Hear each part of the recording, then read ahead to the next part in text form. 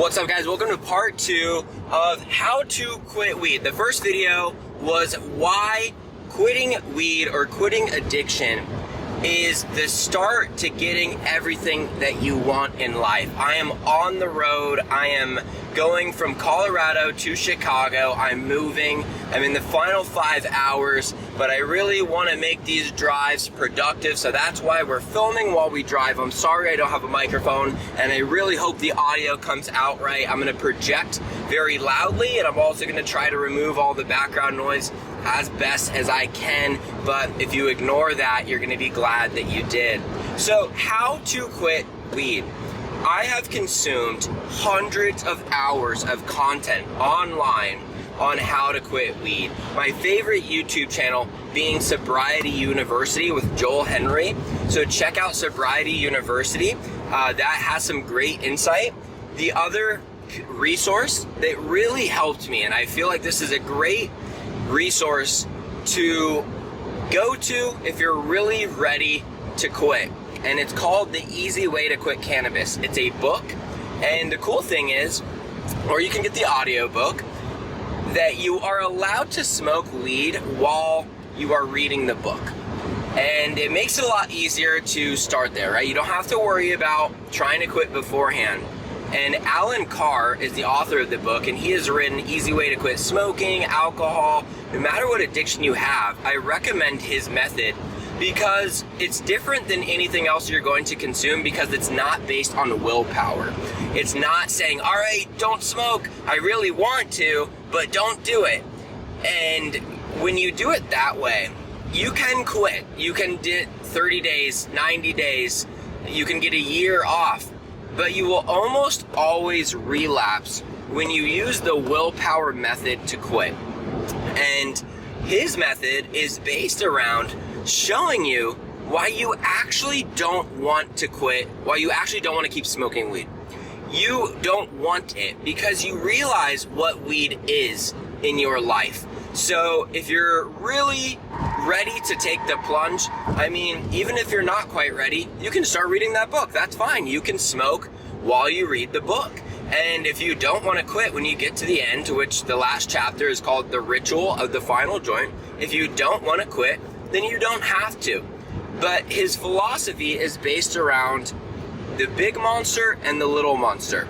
And what the big monster is every societal norm and conditioning that you've experienced that makes you think that weed is cool, weed is not hurtful, weed is something that rock stars do, weed is something that there's a lot of famous actors. I mean, Seth Rogen smokes weed, right? Why can't I smoke weed? Elon Musk smoked weed on Joe Rogan's podcast. Michael Phelps smokes weed.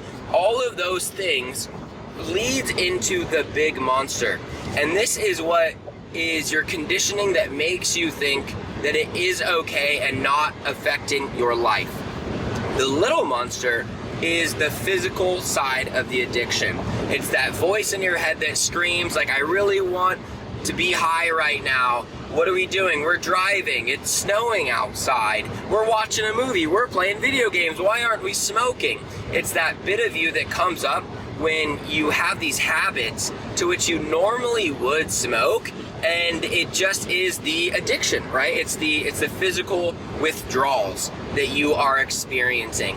So let's talk about the big monster at first. If you watch my last video, you know that it really is not helping you in any manner of life. In fact, when I wrote down in my journal, I was like, all right, let's write out all the pros and cons of smoking weed versus not smoking weed. What I really found out is that the only benefit you get from smoking weed is that you get to be a recreational stoner. You just get to get high, right? Your fitness goes down, your business goes down, your relationships go down, your productivity, every aspect of your life is worsened with marijuana.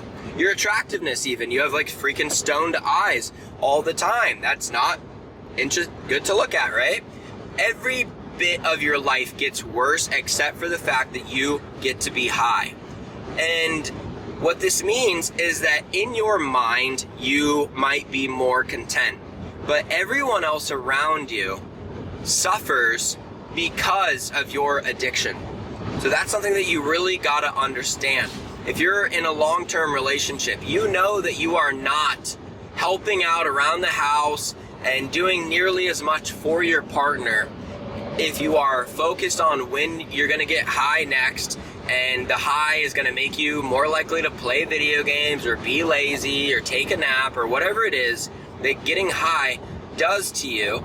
You are not being as good of a partner as you could be, even if you're good, even if you're still pretty good, like it's permissible, there's maybe no major problems in your relationship, maybe your business is doing well enough, maybe your fitness is doing well enough. This is the danger of weed, is that it really is a death by 1,000 cuts, and you won't realize it. These little cuts, they don't ever have such a big impact on your life that it is like this smack in your face wake up call until it is. And that is something that happened to me multiple times before I said, you know what, enough is enough.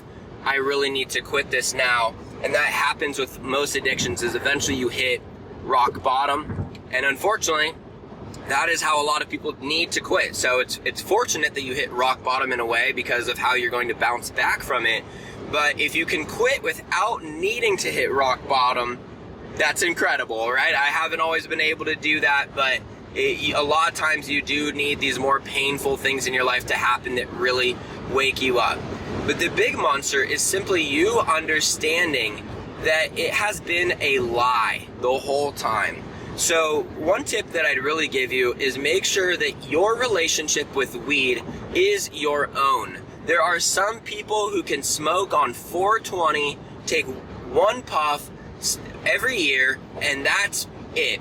And if that's what they do, that's fine. That's not going to have a major impact on your life. So you have to realize, are you a stoner that can do it sometimes, or are you someone who just has to do it all the time? Because for me, if weed is in my life, there's nothing I'm not going to do high. I'm going to the doctor's office, I'm doing family events, I'm working, I'm waking and baking, I'm getting stoned for like the last thing that I do of the day too. It is all or nothing when it comes to marijuana with me. Drinking, I don't have that relationship with. I can have the occasional drink. I can go out on St. Patrick's Day and New Year's and drink, and that's it, and I don't really care. There's a lot of alcoholics out there that have quit, and you know that they say, I haven't had a sip of alcohol in 8 years, right? And you're like, well, why don't you just drink sometimes? It's because that is not their relationship with alcohol that actually works for them. So you have to understand, is this something that you are legitimately able to do sometimes? And if not, you have to be real with yourself about that, because there is no freaking way that I can just smoke weed every Friday night or some Friday nights, the off occasion, if it's in the house, it's getting smoked or it's getting eaten if it's an edible, all right? So you have to realize your relationship with the vice. Are you an all or nothing kind of thing with the vice?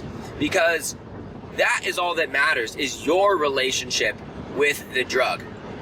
So don't worry about, oh, well, my friend smokes it sometimes and they're fine, or my other friend smokes it and they're still successful. It does not matter what anyone else is doing. All that matters is how it impacts your life. The other thing with the big monster to understand is that weed is that friend of yours who likes to borrow money and never pay you back. Think about that friend. Everyone's got that friend. They borrow money from you, they never pay you back, or they take forever.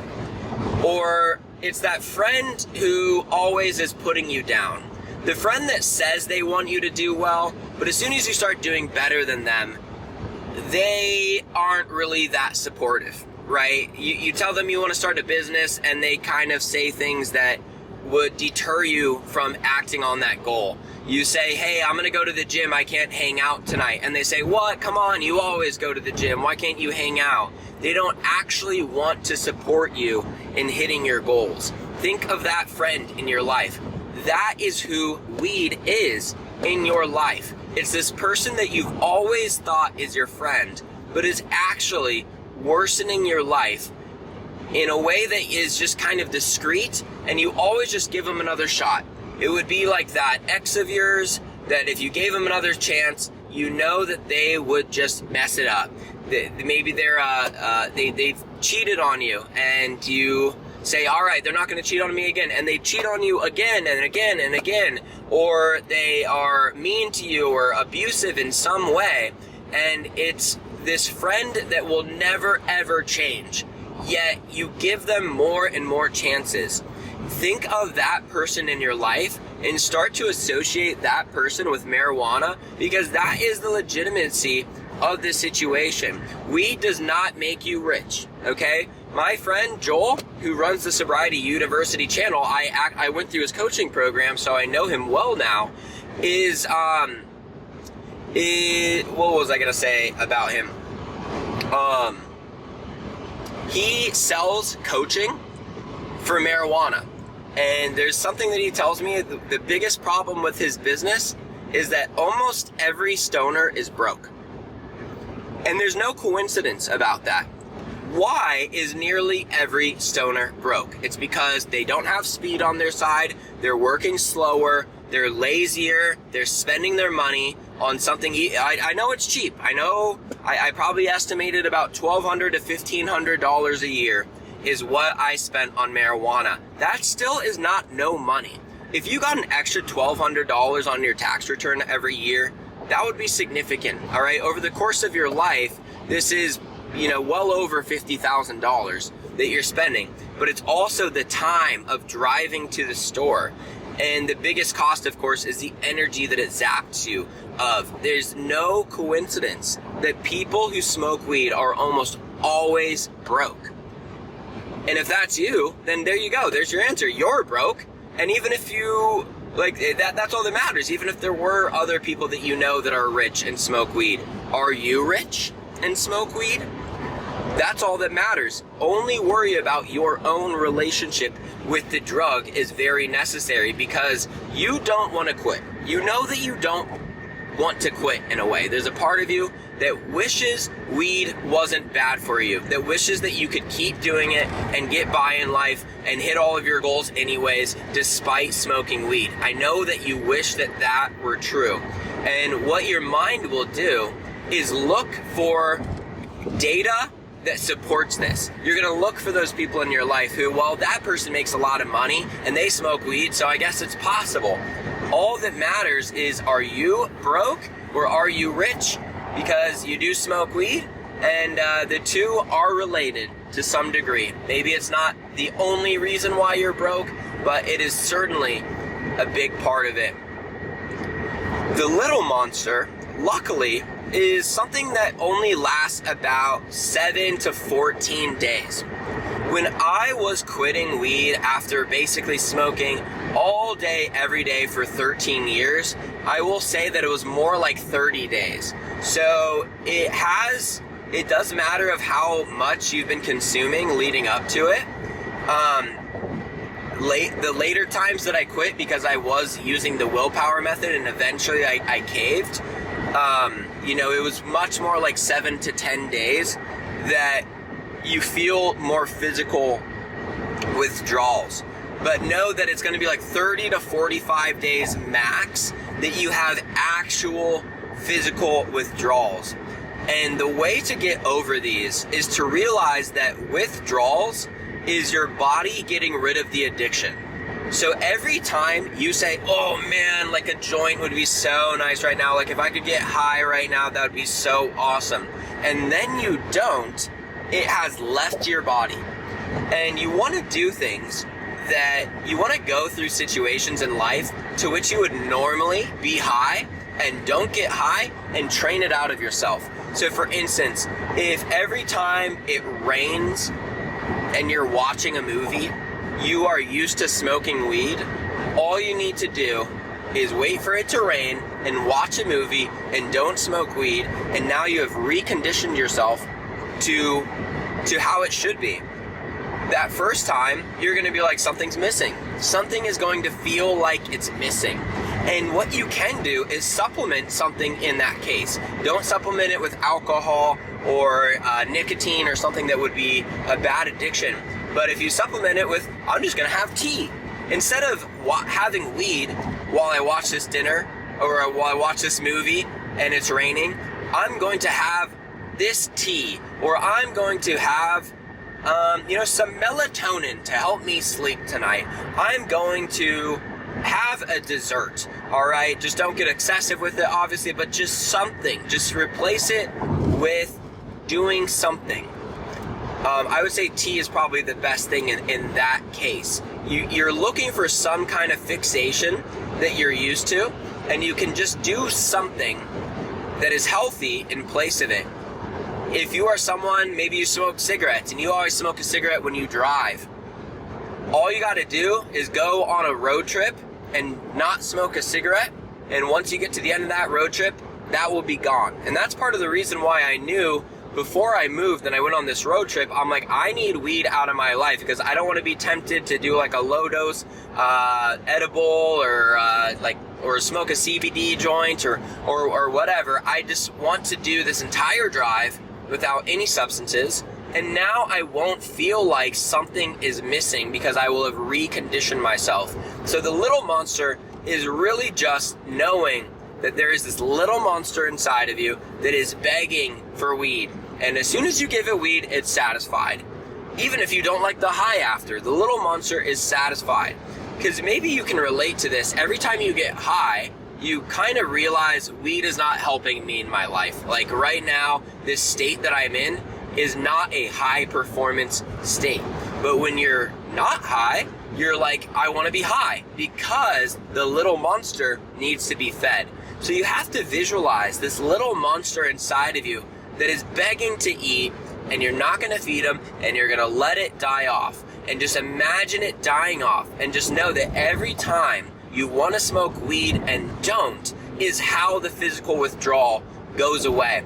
And if you ever just wait half an hour, anytime you get a physical withdrawal or just a strong desire to smoke, all you have to do is not smoke for about 30 minutes and that will go away. It will naturally go away. So another way to do it is like if you go to the gym, if you go for a run, especially if you're someone who smokes weed more than eating it or whatever, you will never want to smoke after you went for a run because your lungs will be panting. Maybe you just go do a half mile. All right, you can run for 5 minutes and come back, and you will be in touch with your lungs. The other thing that you can do, pull-ups is actually good cardio. If you get a pull-up bar at home, you can do 10 or 20 pull-ups, whatever you can do, and your lungs will just be panting a little bit. Or maybe you even just do a set of push-ups to the point that you just get in touch with your lungs. As soon as you do that, you will not be wanting smoke. You won't be wanting smoke because you're like in touch with how your lungs feel and you won't want to damage them. So you can either wait half an hour or you can drop and do some push-ups, do some pull-ups, go for a 5 to 10 minute run, and it will go away. That's really all you need to do. So the little monster is actually much easier to conquer, especially because you got 30 to 45 days max, but most of you probably have less than 15 days of dealing with it. And the first couple days will be the hardest one, so it'll only get easier once you get through those first ones. The big monster that makes you think that your life is better with weed is the one that you really need to conquer. When you do the willpower method, basically you conquer the little monster, but eventually you just think, wait, why am I doing this again? I mean, it's not that bad. A lot of my friends do it. I still get quite a bit done.